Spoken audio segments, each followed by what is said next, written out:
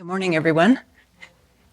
And welcome to the first Sharing the Dharma Day after our 3-month retreat where we close our doors and kind of disappear for a while.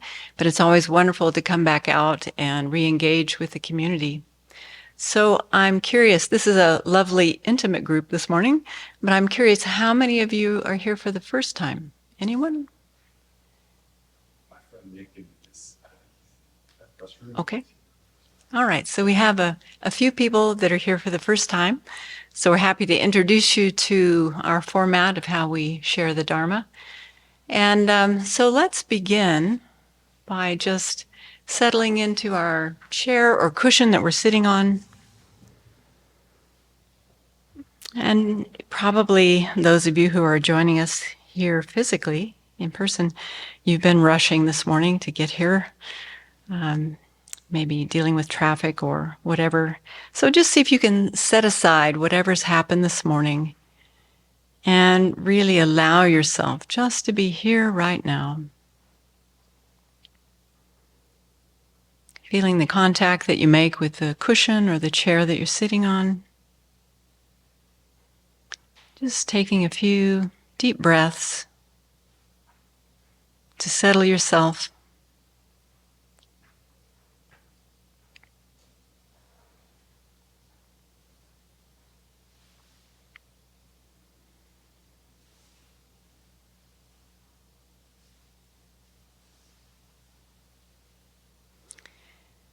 And we'll begin this morning with some meditation. We'll do a short body scan and then some breathing meditation. And then I'll set a motivation for our time together. We'll do a few recitations in the blue book. It's on page 28 if you... Oh, it's on the screen, thank you. We'll do a few recitations to steer our mind, and then we'll do an analytic meditation to help us explore the topic that Venerable is going to discuss today. We're on chapter 58. It's called Removing Partiality. So let's just check to make sure we have a posture that's conducive for our meditation. So just checking that you're sitting upright, and especially if you're sitting in a chair, if you can just lean forward a little bit so that you're not resting on the backrest. That just helps to keep the spine straight and upright, which facilitates our mind being clear and alert. And just checking that your legs are in a comfortable position, either crossed or feet flat on the floor if you're in a chair. And here we put our hands in our lap, the right hand resting gently on the left hand with the thumbs touching. Just checking to make sure that the shoulders are relaxed and even. And you might find it helpful just to tilt your head slightly forward, tucking your chin a little bit, so that your gaze would fall naturally in the space in front of you. And your eyes can be open or closed, whatever is comfortable for you. If you leave them open just a little bit to let some light in, that can help to prevent sleepiness or dullness, drowsiness.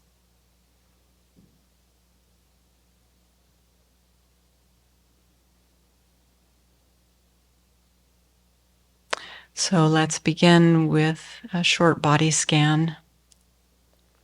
And we can start at the head or the feet, either way is fine, but let's just check in with the feet, noticing any sensations that you're aware of in the feet, the toes, the sole of the feet, the heel. Just inviting a sense of relaxation there in the feet. Isn't it amazing, just bringing our attention to different parts of the body, all of a sudden we become aware of many sensations, many feelings.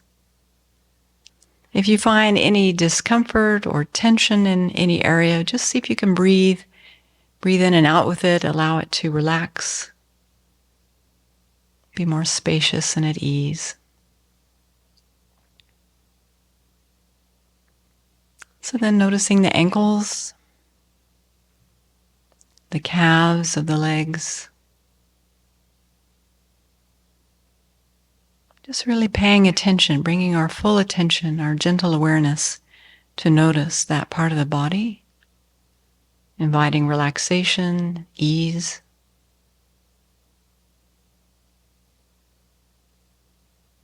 And noticing the knees, often a place that starts to talk to us when we sit in a meditation posture. So just checking in.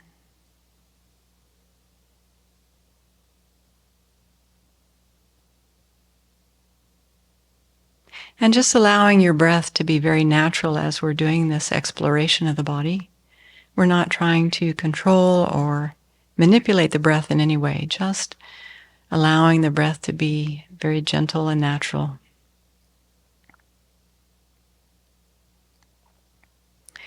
Bringing the awareness up to the thighs. Again, just noticing different sensations, different movements of energy, warmth or coolness, tension, whatever's there, just notice. And inviting relaxation.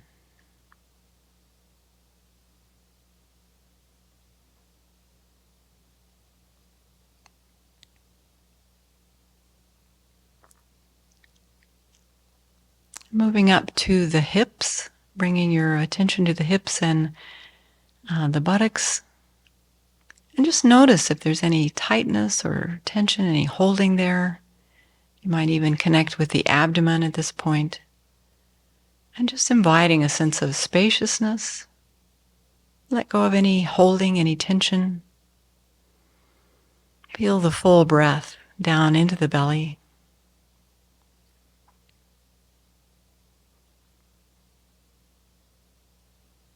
Allowing yourself to settle into the cushion a little more deeply, or the chair.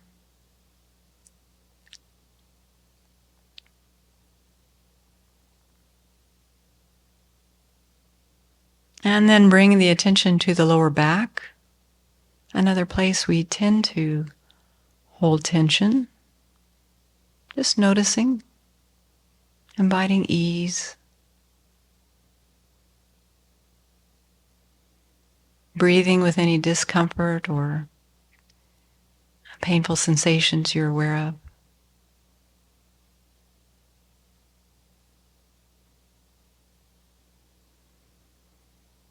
Feeling the sensations with the in-breath, expanding the ribs. Also check in with the mid-back and the adrenal glands.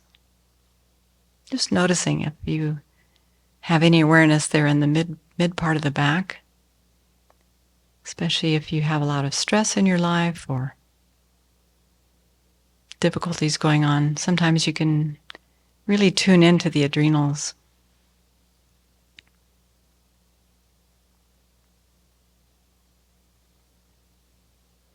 And then coming around to the front of the body again, just noticing the belly. Also bringing your awareness to the heart and the middle part of the chest. And we're so fortunate here that we're among like-minded people, so we can open our hearts completely to whatever we experience today. Really tuning into the heart.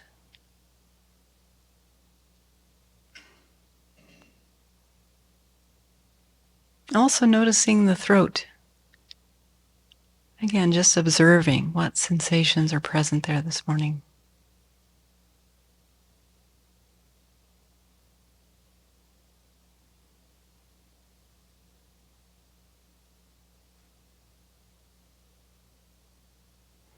And then moving around to the back and taking a full account of what's happening in the shoulders.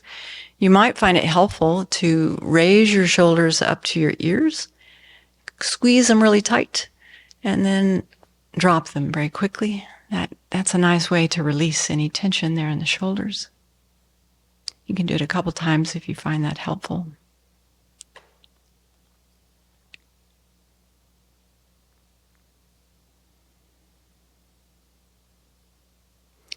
And then bringing your attention into the face, all the little muscles around the mouth and the eyes, the jaw, the forehead.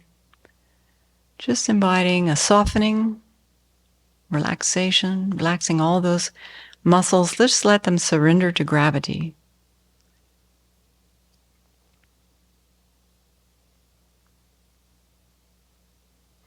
And then just thinking about, even thinking about a slight smile coming upon the lips. Just doing that small action relaxes even more muscles in the face.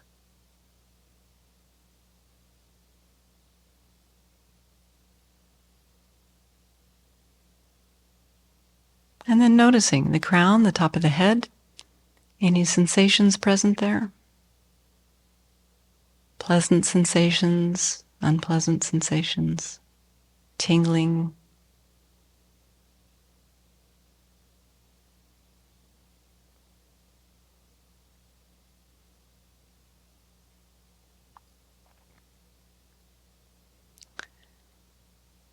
So again, I invite you just to take a nice deep breath into the body. And as you exhale, again, just invite a deeper sense of relaxation and presence.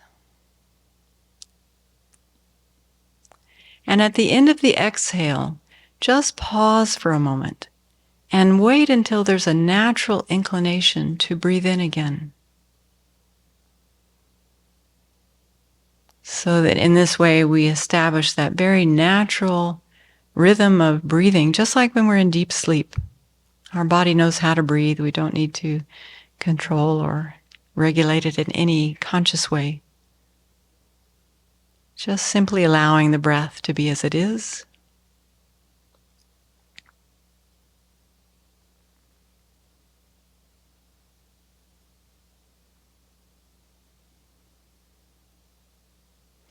And then let's take a few moments to focus on breathing meditation. And you can either observe the rise and the fall of the abdomen with each in-breath, each out-breath, just noticing the different sensations.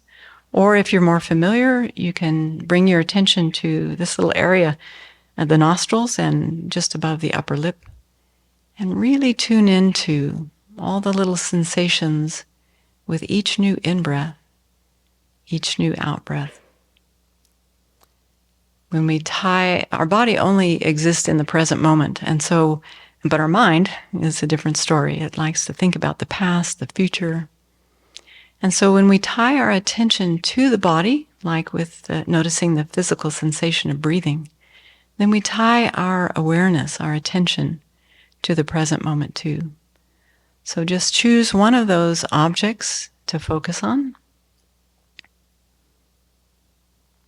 And let's just take 5 or 6 minutes to luxuriate in noticing the breath. And also noticing thoughts will continue to arise in the mind. That's their habit. But we can just let them be like clouds passing in the sky. They arise, they abide very briefly. Notice how they just pass away of their own accord when we don't give them any attention, any energy. Just let them be in the background. But continue to bring your full awareness to each new in-breath, each new out-breath. So we'll do this together for a few moments.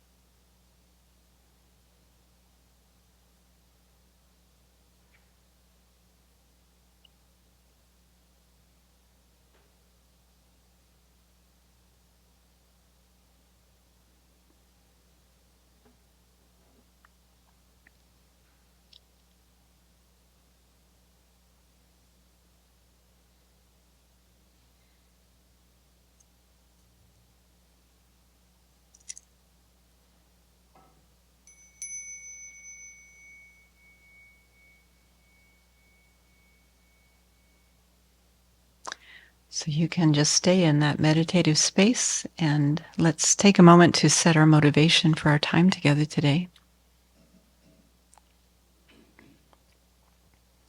It's important to recognize that there are countless people around the world who share in a vision, as we do, for a kinder, more compassionate, more empathic world. So we can trust that we're not alone. And events like this, Sharing the Dharma Day, allow us to come together and encourage and support each other, and to support that better aspect of ourselves, cultivating our good qualities.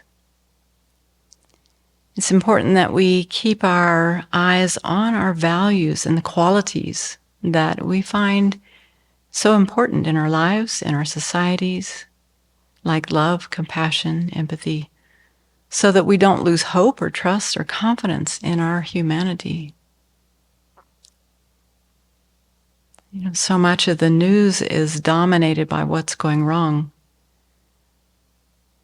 And there's emphasis on tribalism, extreme nationalism, divisiveness. And in particular, there's so much hateful and divisive speech on social media. It's almost become normal. But let's remember that it's a small, vocal minority of individuals and groups who are trying to highlight the differences among us, to deliberately separate or drive a wedge between people. Sometimes we can think that small, loud minority is the majority, but it's not. There's so many kind individuals in this world that we share the planet with. So paying attention to what we value and making an effort to feel connected with others who share the same kind of hope and aspiration for humanity as we do is really important at this time. And what makes human beings so unique is our intelligence and our ability to intentionally cultivate our good human qualities. Like love, we can increase our love. We can increase our compassion, our kindness, our forgiveness, our tolerance for differences, and so forth.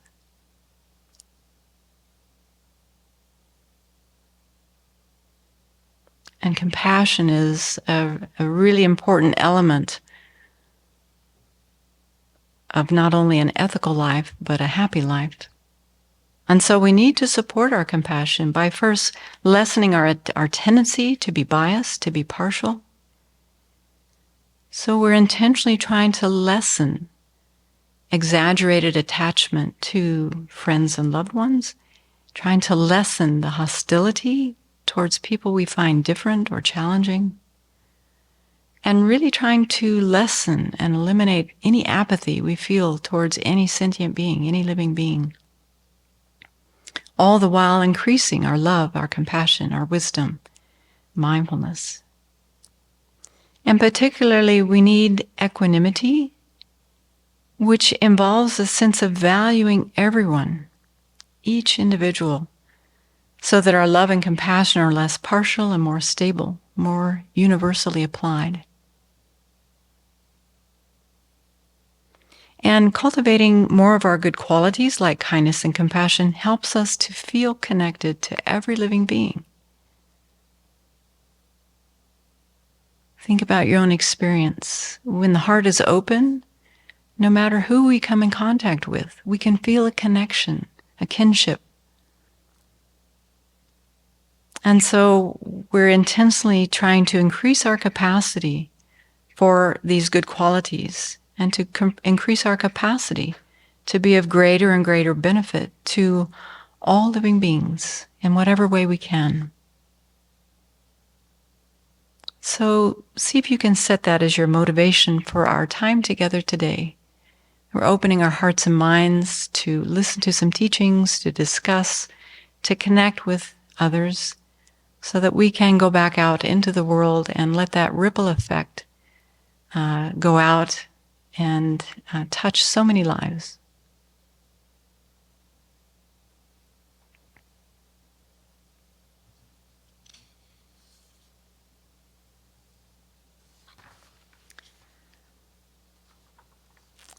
So we're in the section of an open-hearted life that is called bumps on the road.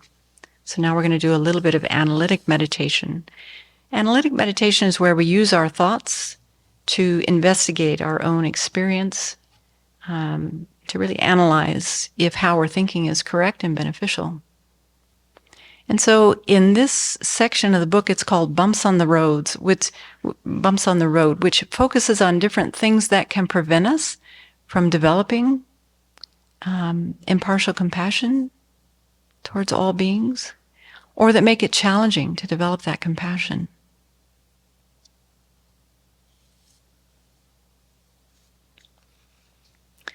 So this chapter is called Removing Partiality. So just thinking about what is partiality in our life. It's that tendency or habit of favoring one person or group or another over another. In a way, it's a lack of equanimity. So let's just think about what are some of the causes and conditions that influence our own partiality.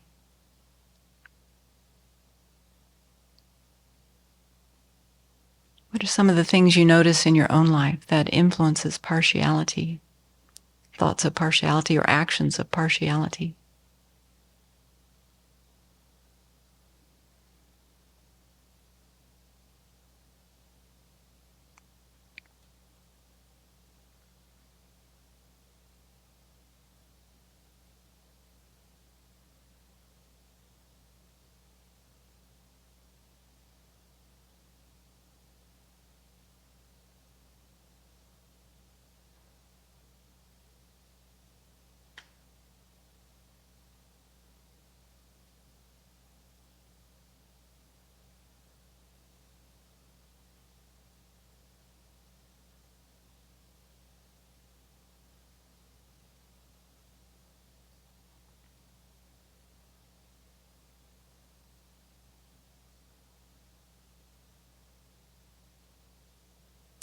Probably you're coming up with things like the conditioning we grew up in, the people and objects we encounter, perhaps our personal values and beliefs, our own prejudices and projections, our hopes and fears, even the mood that we're in at the time we have a partial attitude,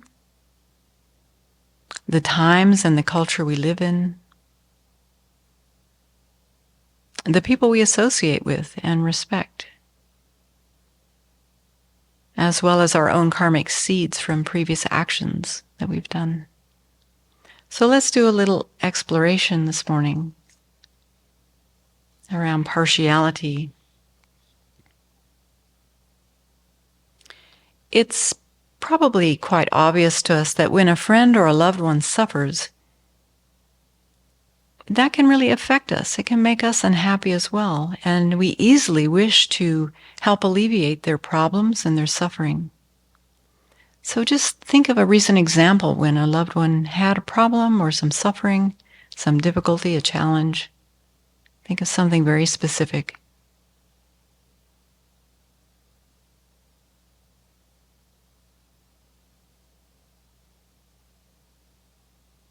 And just try to examine what was going on in your mind when you encountered that suffering. What kind of thoughts and attitudes did you easily have?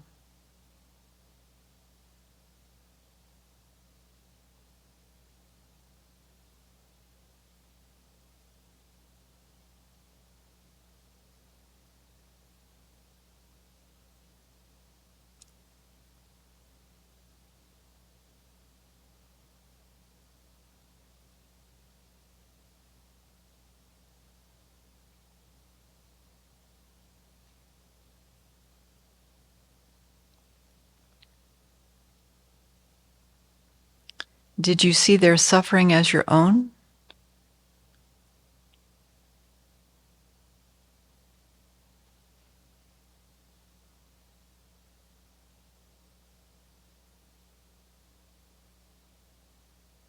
And what kind of actions did you take to help that loved one or that friend?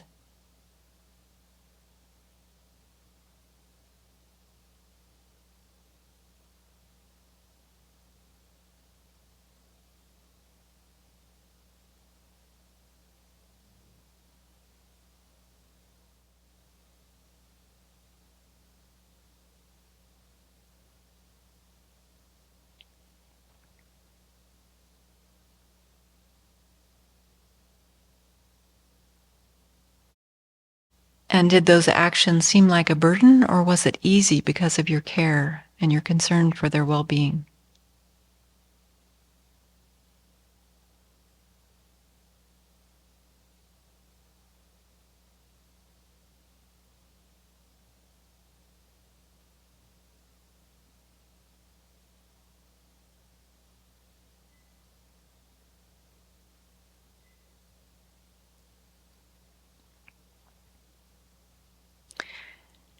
And then let's call to mind any suffering that we may have read about or heard about this past week of someone we might consider a stranger.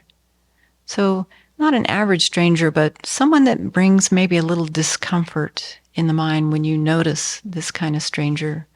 Maybe a homeless person you passed on the street, or maybe someone you read about in the news, someone specific.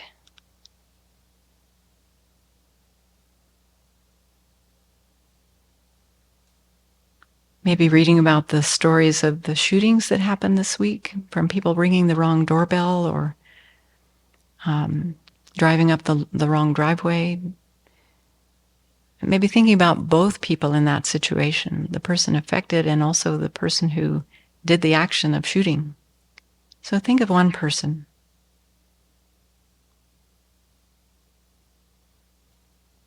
And just notice, did you take a keen interest in that person, in their story, in imagining what might be going on for them?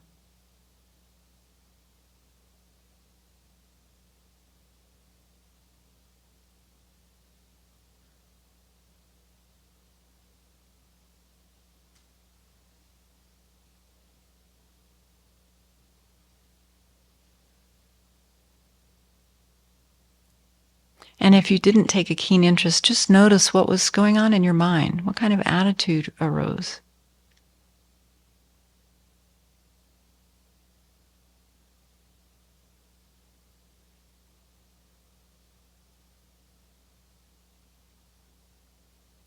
How much time and energy did you give it?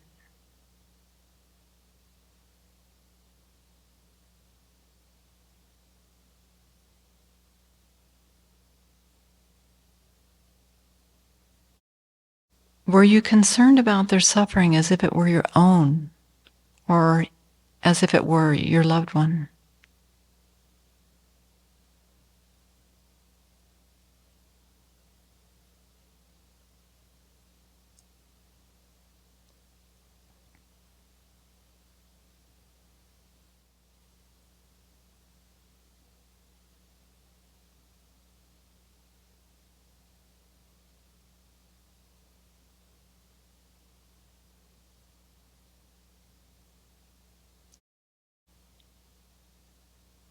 Did you try to imagine yourself in their shoes, in their situation, their condition?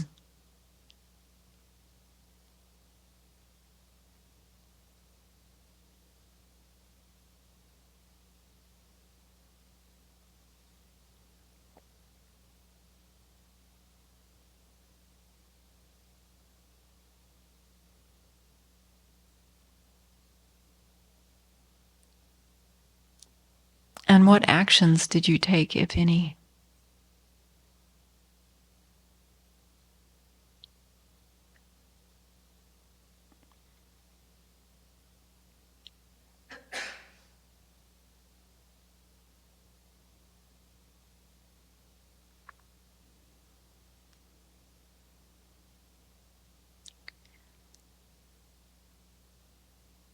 And as kind of an aside while thinking about strangers, if you're like us at the Abbey, you probably contribute to many charities or social programs like Save the Children or SPCA or ACLU, the Tibet Campaign, different things like this. Did you get any mailings this week that had graphic stories or pictures? Stories or pictures that might somehow encourage you to donate?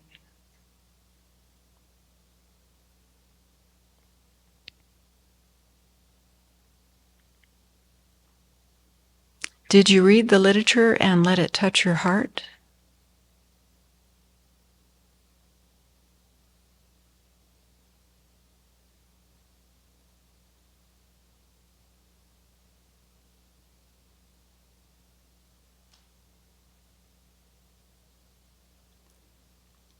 And if not, I encourage you to really explore what prevented you from engaging with empathy and compassion.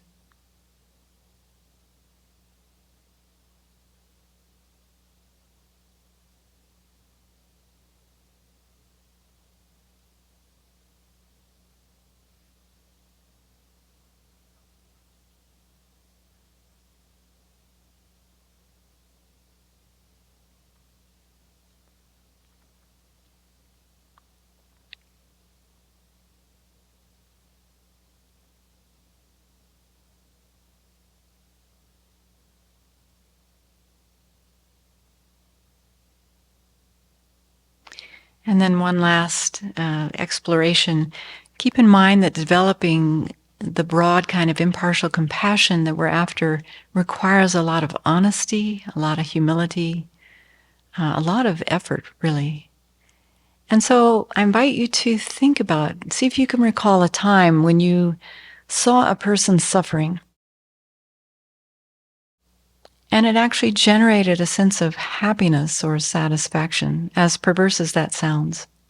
We've probably all had that experience. See if you can call to mind a specific incident.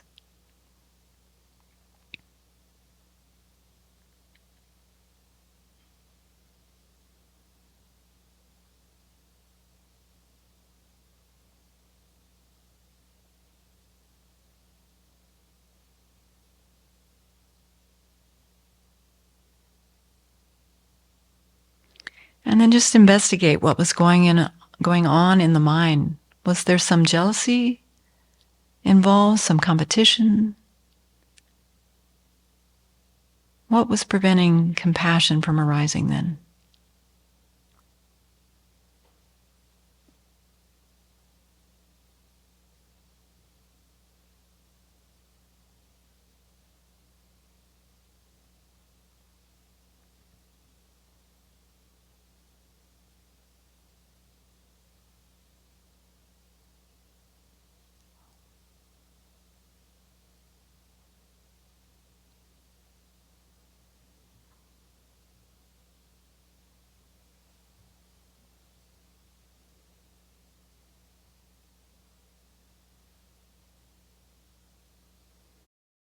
So these are just a few bumps along the road for developing the broad kind of impartial compassion that we're after. And so I'm sure Venerable Chodron will elucidate and comment on a lot of these situations and more, and really help us to expand our empathy and compassion to others.